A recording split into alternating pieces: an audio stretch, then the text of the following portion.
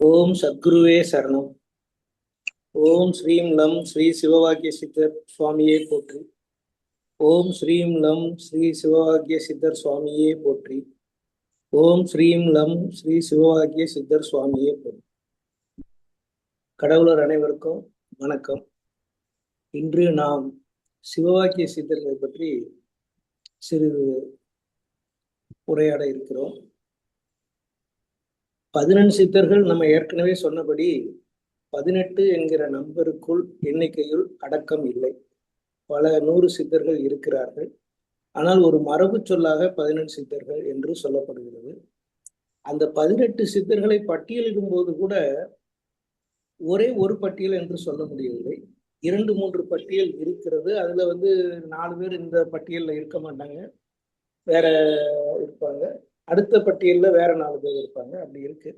ஆகையினால இந்த 18 என்கிற எண் நம்ம புராணங்களிலும் இலக்கியங்களிலும் ஒரு குறிப்பிடத்தக்க தத்துவத்தை விளக்குகின்ற காரணத்தால் 18 சித்தர்கள் என்று சொல்லுகிறார்கள் என்று நான் நம்புகிறேன். இப்போ இந்த சித்தர்களை பற்றி பேசுகின்ற பொழுது பொதுவாகவே சித்தர்கள் பித்தர்களை போல் இருப்பார்கள். அவர்கள் சாதாரணமாக இருக்க மாட்டார்கள். அசாதாரணமானவர்களாக இருப்பார்கள் என்பதெல்லாம் நாம் அறிந்த ஒன்றுதான். அதிலும் சிவவாக்கிய சித்தர் ஒரு தனித்துவம் வாய்ந்த சித்தராக கருதப்படுகிறார். ஏன் தனித்துவம் வாய்ந்தவராக கருதப்படுகிறார் என்றால், அவருடைய கருத்துக்கள் எல்லாமே நச்சென்று நெத்தியில் அடித்தது போன்று இருக்கிறது. சொல்ல வேண்டிய விஷயங்கள் பொதுவாக சித்தர்கள் சொல்வதில் ஒரு காமன் த்ரெட்டு ஊடாடும். அதாவது அவங்களுக்கு இந்த சடங்குகளில் நம்பிக்கை கிடையாது, எந்த சித்தராக இருந்தாலும் சரி. அதே மாதிரி இறைவன் அந்த உருவ வழிபாடு இதுல எல்லாம் அவங்களுக்கு நம்பிக்கை கிடையாது. தன்னைத்தானே உணர வேண்டும். தன்னை உணர்ந்தவன் அறிவனாகிறான். அந்த அறிவனைத்தான் நாம் சித்தன் என்று சொல்லுகிறோம். ஆக பரம்பொருள் என்பதே முழு அறிவு பொருள் என்று பார்க்கப்படுகிறது. அதாவது அப்பழுக்கற்ற, குறையற்ற, நிறைவான முழு அறிவுதான் பரம்பொருள். Absolute truth or is God அப்படின்னு காந்திஜி கூட பல இடங்கள்ல சொல்லியிருக்கிறாரு. ஸோ அந்த அப்சல்யூட் காடை ரியலைஸ் பண்ணணும், உணரணும். அதை உணர்கின்றவன் சித்தனாகிறான். அதுதான் அதில் உள்ள சிறப்பு. இந்த சித்தர்களுடைய முக்கியமான பணி என்ன என்று சொன்னால் சமுதாய பணி, மக்களை நல்வழிப்படுத்துவது என்பதுதான் அவர்களுடைய முதன்மை குறிக்கோள். அப்ப அந்த நல்வழிப்படுத்துவதற்காக அவர்கள் தவம் புரிகிறார்கள். அந்த தவத்தின் வாயிலாக தன்னை உணர்ந்து அதன் மூலமாக அவர்களுக்கு கிடைக்கின்ற சித்திகள் அதை மனித குலத்தின் நன்மைக்காக பயன்படுத்துகிறார்கள். தங்களுடைய தனிப்பட்ட முன்னேற்றத்திற்காகவோ தனிப்பட்ட ஆசைகளுக்காகவோ அவர்கள் தங்களுடைய சித்திகளை பயன்படுத்தியது கிடையாது. மனித குலம் மேம்பட வேண்டும். அவங்களுக்கு இந்த கால தேச வித்தியாசம்லாம் கிடையவே கிடையாது. இந்தியர்கள், அமெரிக்கர்கள், ஆப்பிரிக்கர்கள் இதெல்லாம் கிடையாது. மனித குலம் அவ்வளவு. அதனாலதான் ஒன்றே குலம் ஒருவனே தேவன் அப்படின்னு சொல்லி திருமூலர் சொல்லி சென்றிருக்கிறார். இதுல திருமூலர் 3000 பாடல்கள் பாடியதாக நம்பப்படுகிறது. வருடம் ஒரு பாடல் எழுதினார். ஆகையினால அவர் சொல்லாத விஷயமே கிடையாது. அடுத்து எந்த சித்தர்கள் என்ன சொன்னாலும் அதற்கு உரிய வித்து மூலம் நம்ம திருமூலரின் திருமந்திரத்துல நம்மளால எடுக்க முடியும். அதே போல சிவவாக்கிய சித்தரனுடைய அடிப்படை கருத்துக்கள் நம்ம திருமூலரோட கருத்துக்களோடு இயைந்து போகின்றவைகளாகத்தான் இருக்குது. ஆனால் வேறுபாடு, குறிப்பிடத்தக்க வேறுபாடு என்ன என்றால், இவர் சொல்லுகின்ற சொல் எளிய சொல், ஆழ்ந்த தத்துவம். ஆனா நெத்தி, இப்ப இந்த பாட்டு நம்ம கேட்கும்போது கூட பஞ்சபூத பாவிகால் அப்படின்றார். நம்ம எல்லாம் பஞ்சபூதத்தால் ஆன உடலை கொண்டு இருக்கிறோம். ஆனா பாவிகால், மூடர்கள் அப்படின்னு சொல்லி சர்வ சாதாரணமா ஏசுவார். ஏசுறாரு. நம்ம நாகர்கோவில் பாஷையில சொல்லணும்னா சாடுறாரு அப்படின்னு கூட சொல்லலாம். ஆனா நான் அப்படி நினைக்கல.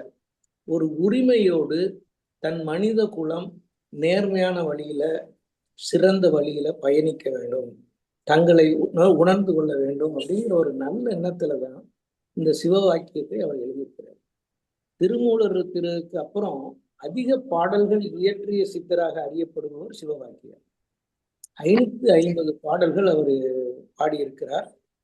அதுலயும் இந்த சித்தர்களுடைய வாழ்க்கையில எப்பவுமே ஸ்ட்ரைட்டா நம்ம எடுத்தோம் 2+2=4 அப்படின்லாம் சொல்லவே முடியாது. அங்கங்க நம்ம கேள்விப்பட்ட செய்திகளா இருக்கும், அந்த சான்றுகளோடு சொல்லக்கூடிய விஷயங்கள் நிறைய இருக்கும்னு சொல்ல முடியாது. அதே மாதிரி ஒரு 550 பாடல்கள் இயற்றினார்னு சொல்றாரு. வேற ஒரு 1953 பிரசுரமான வடிவேலு முதலியார் அப்படின்னு சொல்லி ஒருத்தர் மூலத்துக்கு உரை எழுதியிருக்கிறாரு. அவரு சொல்லுகின்றது என்னன்னா, அவர் எழுதிய பாடல்கள் 519 அப்படின்னு சொல்றாரு. வேறு சிலர் 530 பாடல்கள் எழுதியிருக்கிறாருன்னு சொல்றாரு. எனவே அது நம்ம ஆராய்ச்சி பண்ண வேண்டிய அவசியம் இல்லை. 500 வேட பாடல்களுக்கு மேல அவர் எழுதியிருக்கிறாரு. இப்ப நமக்கு கிடைச்சிருக்கிறது 550 பாடல்கள். அதுல இன்னொரு ஆச்சரியத்தக்க விஷயம் என்னன்னா, சிவ வாக்கியம் 1000 அப்படின்னு ஒரு தலைப்புல ஒரு கட்டுரை பார்த்தேன். அப்ப சிவவாக்கியம் 1000 அப்படின்னு சொன்னா நிச்சயமா 1000 பாடல் அவர் எழுதியிருக்கிறாரு, பாடியிருக்கிறாரு அப்படின்னு தான் அர்த்தம். அப்ப மிச்ச பாடல்கள் நமக்கு கிடைக்கவில்லை என்றும் கூட புரிந்து கொள்ளலாம். இதெல்லாம் நான் ஒரு தகவலுக்காக சொல்லுகிறேனே ஒழிய, மற்றபடி அவருடைய பாடல்கள் அவருடைய உணர்ச்சி மிக்க பாடல்கள், எழுச்சி மிக்க பாடல்கள். ஓடி ஓடி உட்கலந்த ஜோதியை அப்படிங்கிற அந்த பாட்டு இன்னைக்கு ரொம்ப பாப்புலரா பிரபல்யம் ஆயிருக்கு, எல்லாருக்கும் தெரிஞ்சிருக்கு. அந்த பாட்டு என்ன கடவுள் எங்க திரும்ப அந்த பாட்டு கேக்குது இப்ப அந்த மேடைகள்ல. ஆமா ஆமா, நிறைய அந்த பாடல் ரொம்ப பாப்புலர் ஆயிருக்கு.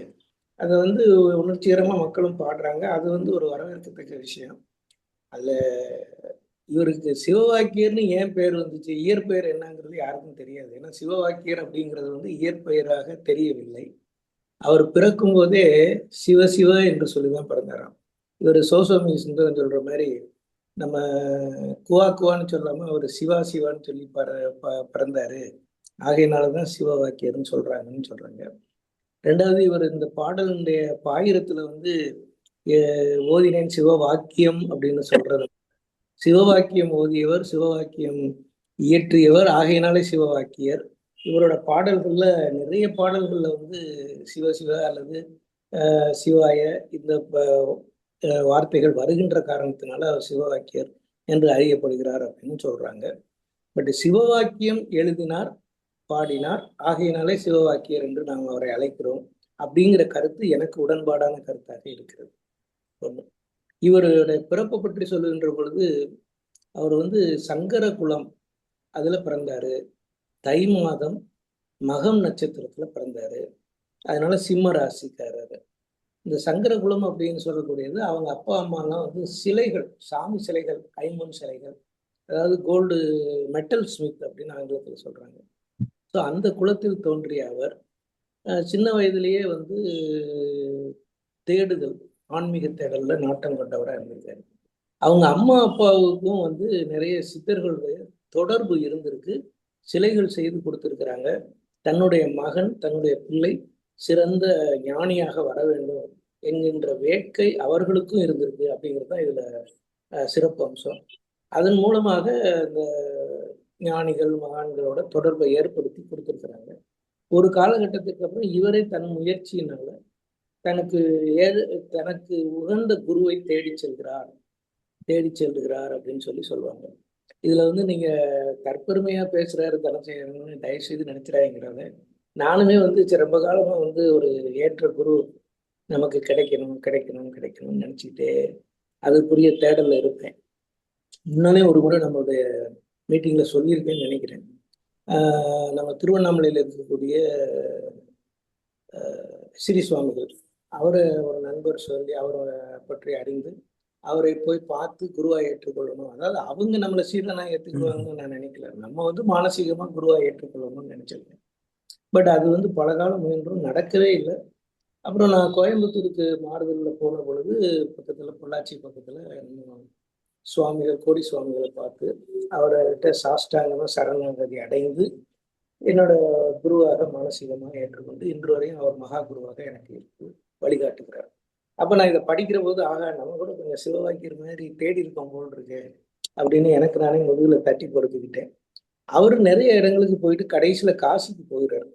காசியில போய் குருவை தேடிட்டே போறபோது ஒரு செருப்பு தைக்கும் தொழிலாளியாக ஒருத்தர் இருக்கிறார். அவர் பேரு ராமர் என்று சொல்லப்படுகிறது. அவர் வந்து அவரை இவர் படியே பார்த்துட்டே இருக்காரு. இவருக்கு தனித்துவம் ஏதோ தெரியுது அப்படின்னு சொல்லும்போது கடைசியில இவர் தான் நமக்கு நம்ம குருவா இருக்க முடியும்னு சொல்லி இவர் அவரை போய் நேரில் தரிசிக்கிறார். தரிசிக்கும் போது என்னப்பா அப்படின்னு கேட்கும்போது இந்த மாதிரி எனக்கு வந்து நீங்க குருவா இருந்து வழிகாட்டணும்னு வேண்டுகிறார். நான் என்ன வழிகாட்டுறதுக்கு என்ன இருக்கு அப்படின்னு சொல்லிட்டு சரி பரவாயில்ல நீ அந்த பலகையில உட்காருன்னு பக்கத்துல இருக்கிற ஒரு பலகையில உட்கார சொல்றாரு. உடனே அந்த பலகையில உட்கார்ந்த உடனே அவருக்கு ஒரு ஆன்மீக அனுபவம் கிடைக்கும். ஒரு சில நிமிடங்கள் அந்த ஆன்மீக அனுபவத்திலேயே வந்து அவரு பல அண்டங்களுக்கு டிராவல் பண்ணி வந்த மாதிரி ஒரு ஃபீலிங். சில நிமிடங்கள் திரும்ப பூமிக்கு வந்த மாதிரியும் ஒரு சிறந்த ஒரு அனுபவத்தை பெற்றிருக்கிறார். அப்போ உடனே இவருக்கு முழுமையா நம்பிக்கை வந்துடுது, நம்ம எதிரில் இருப்பவர் தான் நமக்கு குரு அப்படின்னு அவர்கிட்ட சரணடைந்து வழிகாட்டுவதற்கு கேட்கிறாரு. அப்போ அவர் வந்து சரி அப்படியா சரி பார்க்கலாம் அப்படின்னு சொல்லிட்டு முதல்ல என்ன சொல்றாருன்னா அவர் சிறுத்தை கிடைச்ச அந்த கூலியை வந்து அவர்கிட்ட கொடுத்து கங்காதேவி வந்து என்னுடைய தங்கை, அவர்கிட்ட நான் இந்த காசை கொடுத்தேன்னு சொல்லி கொண்டு போய் நீ கொடுக்கணும்னு சொல்றாரு. அப்ப சரி குருவேன்னு சொல்லி அவர் அந்த காசை வாங்கிட்டு போய் கங்கை நதியை போடுகிற பொழுது ஒரு அழகான பெண்ணின் கை மட்டும் மேல வருது. வந்து வளைக்கை வந்து அந்த காசை வாங்கிக்கிறது, வாங்கிட்டு கை மறைந்துடுது. இவர் வந்து நம்ம குருகிட்ட சொல்றாரு, நான் நீங்க சொன்னபடி கொடுத்துட்டேன், அவங்களும் வாங்கிக்கிட்டாங்க அப்படின்னு சொல்லிட்டு ஓகே அப்படின்ட்டு அடுத்த நாள் இவர்கிட்ட சொல்றாரு, குரு சொல்றாரு, நான் கொஞ்சம் அவசரப்பட்டு கொடுத்துட்டேன்னு நினைக்கிறேன், எனக்கு அந்த பணம் திரும்ப காசு தேவைப்படுது, நீ என் தங்கைகிட்ட கேட்டேன்னா அவங்க கொடுப்பாங்க, அதுக்காக நீ கங்கை நதிக்கு போக வேண்டாம், நான் அந்த தோல் பையில தண்ணி வச்சிருக்கிறேன், இதுலயும் கங்கா தேவி இருக்கிறாங்க, நீ கொஞ்சம் திரும்ப கேட்டு வாங்கி கொடு அப்படின்னு சொல்றாரு. சரின்னு அதே மாதிரி இவர் திரும்ப தோல் பையில இருக்கிற தண்ணி அந்த தோல் பையை திறந்து அந்த தண்ணிகிட்ட வேண்டுதல், இந்த மாதிரி குருநாதர் வந்து நேற்று கொடுத்த காசை வாங்கிட்டு வர சொல்றாங்க அப்படின்னு உடனே அந்த வலைக்கை திரும்பவும் வந்து இவர் கையில அந்த காசை போட்டுருக்கு. அப்படி போடுகின்ற பொழுது அந்த கை கரம், பெண்ணின் கரம் வந்து லேசா இவர் கரத்துல படுது. அப்புறம் இவர் இதை வாங்கி கொண்டாந்து கொடுக்குறாரு. கொடுத்துட்டு குரு கேட்குறாரு, சரி உனக்கு பக்குவம் வந்துருச்சு, அதனால நீ வந்து நீ உன்னுடைய வழியில் போகலாம், ஆனா அந்த காசு வாங்கும்போது அந்த பெண்ணின் கரம் என் தந்தையின் கரம் பட்ட போது உனக்கு என்ன உணர்வு இருந்ததுன்னு கேட்கிறாரு. அப்ப அவர் வந்து எனக்கு ஒரு சின்ன சலனம் ஏற்பட்டது உண்மை, அது ஒரு நொடிதான் பின்னர் மறைந்து விட்டது அப்படின்னு சொல்றாரு. அப்படியா, சரி நீ கொஞ்ச நாளைக்கு இல்லற வாழ்க்கையில் இருந்து விட்டு அதற்கப்புறம் நீ வந்து துறவற வாழ்க்கை உன்னோட சித்தர் வாழ்க்கையை தொடங்கலாம், அதுக்கு என்னோட பரிபூர்ண ஆசி உண்டு அப்படின்னு சொல்லிட்டு அவர் என்ன பண்றாரு. இதுல இன்னொன்னு நான் மறந்துட்டேன், அதாவது நம்ம வந்து அந்த காசை கொடுக்கும்போது கங்கையில போட்டுட்டு வான்னு சொல்லிட்டு ஒரு இதையும் சுரைக்காயை கொடுக்குறாரு, பேய் சுரைக்காய் அப்படின்னு சொல்லிட்டு, அது கசக்கக்கூடியது, அதனால இந்த கசப்புத்தன்மை போவதற்கு நீ அதை நல்லா கழுவி எடுத்துட்டு வான்னு சொல்றாரு. சரின்னு அதே மாதிரி கழுவி எடுத்துட்டு வந்து கொடுத்துடுறாரு. கொடுத்ததுக்கு அப்புறம் தான் இந்த அடுத்த நாள் நிகழ்வு நடக்குது. அதுக்கப்புறம் நீ வந்து திருமண வாழ்க்கையில கொஞ்ச நாள் இருக்கணும், இல்லறத்தில் இருந்துட்டு அப்புறமேலும் நீ துறவரம் வந்து சித்திர தவ வாழ்க்கை கொள்ளலாம் அப்படின்னு சொல்லி சொல்றாரு.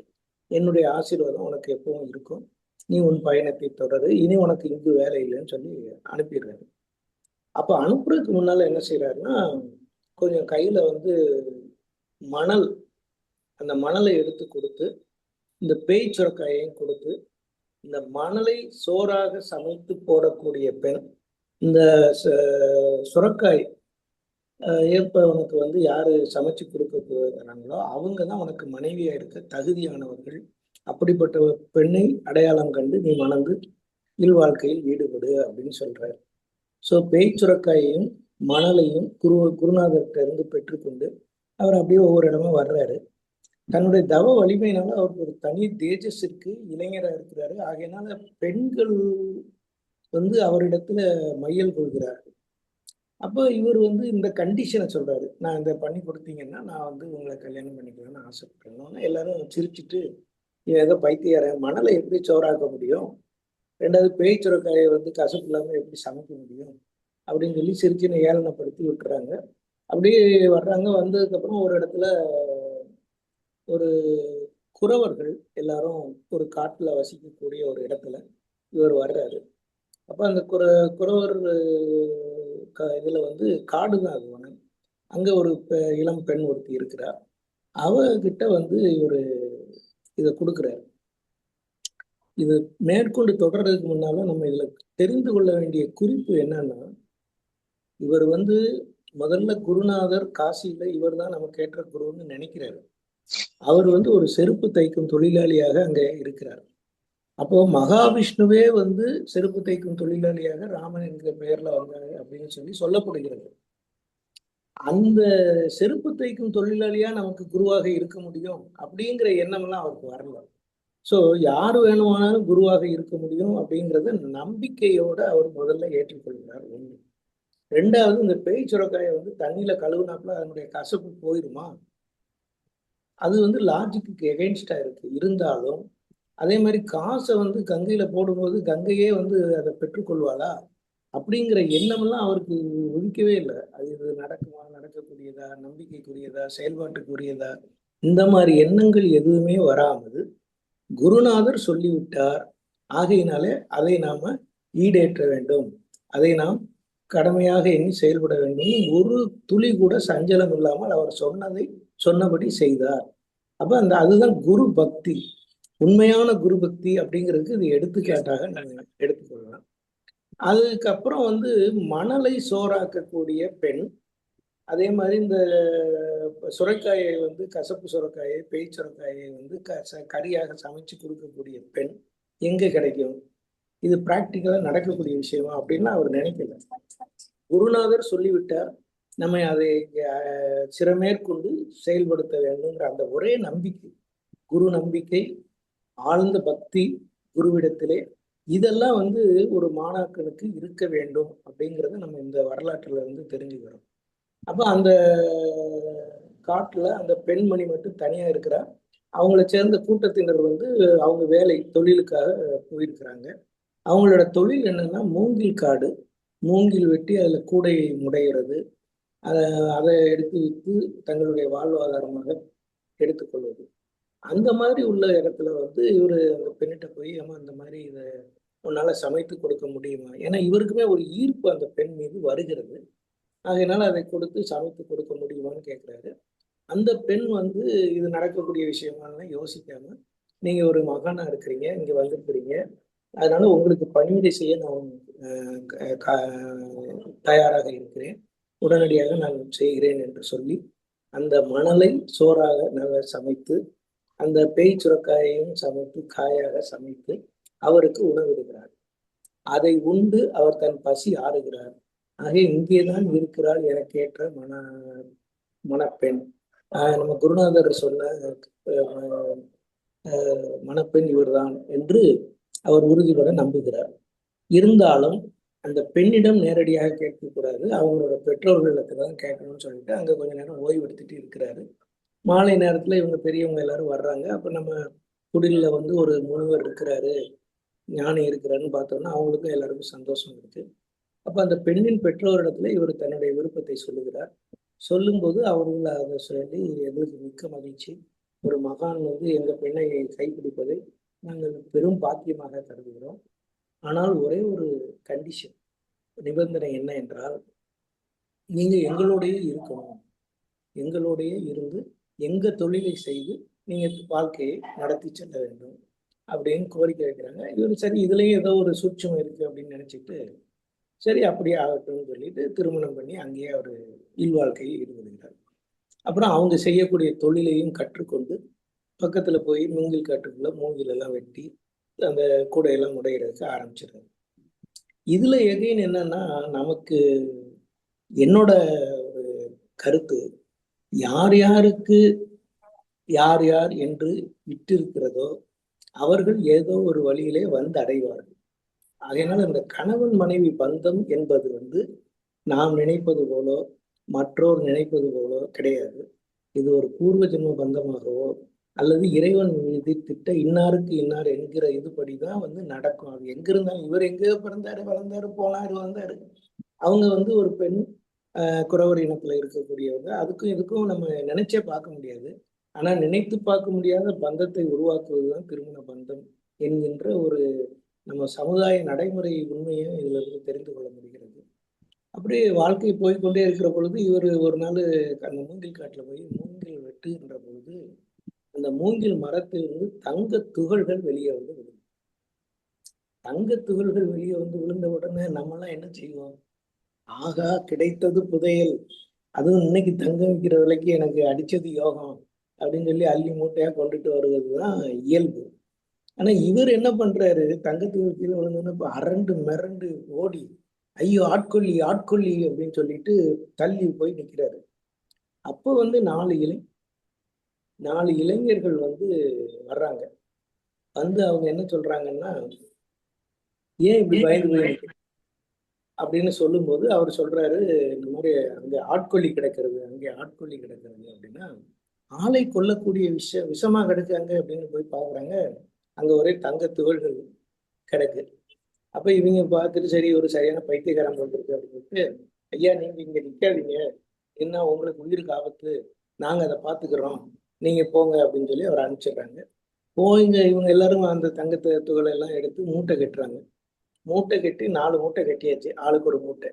இருட்டிடுது. சரி இருட்டுல நம்ம காட்டு பகுதியில பயணம் பண்ண வேண்டாம், நைட் இங்கேயே தூங்கிட்டு ஓய்வு எடுத்துட்டு காலையில நம்ம கிளம்புவோம் அப்படின்னு நினைக்கிறாங்க. ஆனா பசிக்குதுன்னு சொல்லும்போது 2 பேர் சொல்றான், நாங்க பக்கத்து கிராமத்துல போய் உணவு சிற்றுண்டி எடுத்துட்டு வர்றோம், நீங்க இங்க காவலுக்கு இருங்கன்னு சொல்லி இவங்கள வச்சுட்டு போறாங்க. அப்ப அந்த 2 பேர் வரும்போது என்ன நினைக்கிறாங்கன்னா, டேய் 4 மூட்டை இருக்கு, நம்ம 2 பேரும் பங்கு போட்டு அவங்க 2 பேரையும் கொன்றுவோம், அதுக்காக இந்த வாங்கிட்டு போற சாப்பாட்டுல விஷத்தை கலந்துருவோம்னு சொல்லி விஷத்தை கலக்குறாரு. விஷம் கலந்த சாப்பாடை அவர்கள் கொண்டு வருகிறார்.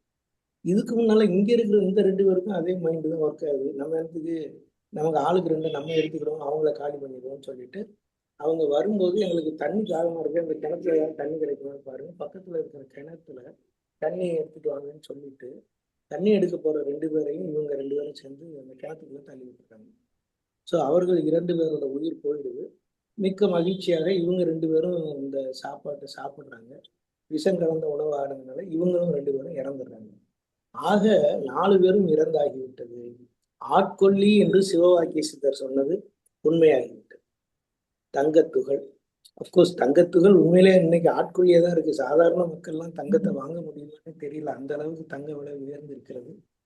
அந்த காலகட்டத்திலேயே அவர் அந்த வந்து வேண்டாம், இதெல்லாம் இது மேல ஆசைப்படாதீங்கன்னு சொல்லியிருக்காரு. மறுநாள் காலையில இவர் வந்து பாக்குறாரு, 4 பேரும் செத்து கிடக்குறாங்க. ஆக நம்ம ஆட்கொல்லின்னு சொன்னதை இவங்க நம்பாம இவங்க தங்களோட உயிரை போக்கிட்டாங்களே அப்படின்னு சொல்லிட்டு, இதுல இருந்து நம்ம தெரிஞ்சு கொள்ள வேண்டிய ஒரு பாடம், ஆசை, பேராசை, அந்த உடைமைகள் மீது வைக்கின்ற ஆசைகள் வந்து மனிதர்களை மனிதர்களாக இல்லாமல் மாக்களாக்கி விடுகிறது அப்படிங்கிறதுக்கு இந்த சிவவாக்கியர் வரலாறு நமக்கு ஒரு எடுத்துக்காட்டாக இருக்கு. சரி இப்படி ஒரு மாதிரி போகுது. 7 வருஷம் இல்லற வாழ்க்கை முடிகிற தருவத்துக்கு வந்துடுது. ஸோ இனி நம்ம இங்க இருக்க வேண்டிய அவசியம் இல்லை அப்படின்னு சொல்லிட்டு சிவவாக்கியர் நினைக்கிறாரு. ஆகையினால நான் வந்து இனி அப்படியே தேசாந்திரம் செல்லலாம்னு நினைக்கிறேன். இதுக்கு முன்னால இன்னொரு இவரோட கொங்கணவர் முனிவரோட தொடர்பு இருக்கு. அந்த கொங்கண முனிவர் வந்து ஆக்சுவலா இந்த காட்டுக்கு மேல வான வீதியில போய்கிட்டு இருக்கிற போது இங்க ஒரு அறிவு சுடர் பிரகாசிக்குதே அப்படின்னு சொல்லிட்டு அவர் கீழே இறங்கி வர்றாரு. வரும்போது வீட்டுல வந்து அந்த அம்மா மட்டும் இருக்காங்க, சிவவாக்கியரோட மனைவி மட்டும் இருக்கிறாங்க. அப்ப இவங்க வந்து இந்த மாதிரி அவர் வெளியில போயிருக்கிறாருன்னு சொன்ன உடனே அவர் வந்து என்ன பண்றாரு, ரசவாத வித்தையில தேர்ச்சி பெற்றார். ஆக்சுவலா கொங்கண சித்தரோட வரலாற்றுல அவர் வந்து ஜீவசமாதி ஆயிரத்தி திருப்பதி. அதுல என்ன முக்கியம்னா, கொங்கணவருக்கு வந்து அவர் சித்தராகவே இருந்தா கூட அவருக்கு தங்க கட்டிகள் மேல அளவு கடந்த பாசம். எங்க போனாலும் தங்கம் தான் வேணும், எனக்கு தங்கம் தான் வேணும்னு இருப்பாரு. அப்புறம் கடைசியில மாறுவாரு. அவரோட வரலாறு அப்படி போகும். அப்ப அவர் என்ன பண்றாரு, இவங்க வந்து ஏழ்மை நிலையில இருக்காங்க, அறிவு சுடர் மிக்க நம்ம ஒரு சிவவாக்கியர் வந்து ஏன் சிரமப்படணும், ஆகையினால அவங்க நல்ல வசதியான வாழ்க்கை வாழட்டும்னு சொல்லிட்டு அங்க வீட்டுல இருக்கிற இரும்பு எல்லாம் கொஞ்சம் கொண்டு வாங்கன்னு சொல்றாரு.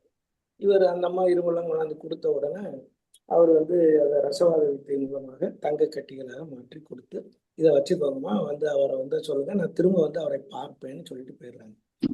அப்ப இவர் வீட்டுக்குள்ள வரும்போது தங்க கட்டி எப்படி வந்துச்சு, இந்த மாதிரி கொங்கணவர் கொடுத்தாருன்னு அந்த மாதிரி சொன்ன உடனே அதை முதல்ல தூக்கி கிணத்துல எரிஞ்சிரு, நமக்கு அது தேவையில்லை அப்படின்னு சொன்ன உடனே அந்த அம்மா அப்படியே கொண்டு போய் அதை போட்டுறாங்க. ஒரு இது கூட அவங்க தயக்கமும் இல்லை, ஏன் இப்போ நமக்கு இருக்கட்டுமேன்னு சொல்லல, மறுமொழி பேசாமல் அப்படியே கொண்டு போய் அதை கிணத்துல போட்டுறாங்க.